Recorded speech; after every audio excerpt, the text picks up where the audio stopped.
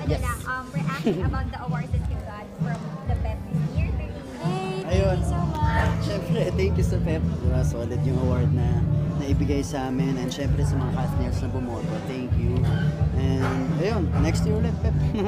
Ayun, tapos ano, pahabol ng follow-up. Ano yung favorite na moment niyo together sa Greece? Ay, Barcelona. Barcelona.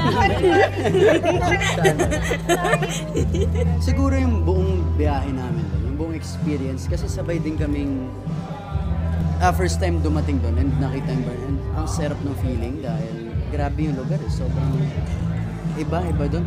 Nabal? Yeah. Ang hirap pumili lang ng isa kasi yung trip na yun, memorable siya sa amin, yung 3 linggo na yun. So, malapit siya talaga sa puso namin. And for sure, babalik kami doon sa Barcelona. Off cam, meron pa ba kayong mga mas lumalim na feelings for each other? No, sa 3 linggo na yun, isa lang yung free day.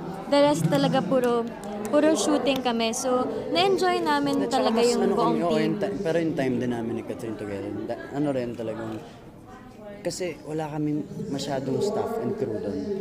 So kahit kami mismo kailangan namin tumulong sa kanila. So iba rin yung band namin ni Catherine sa band namin sa grupo. And yun. Nakamake ng new yes friends. na lang yung sagot ko sa'yo. Yeah. After admitting you exclusively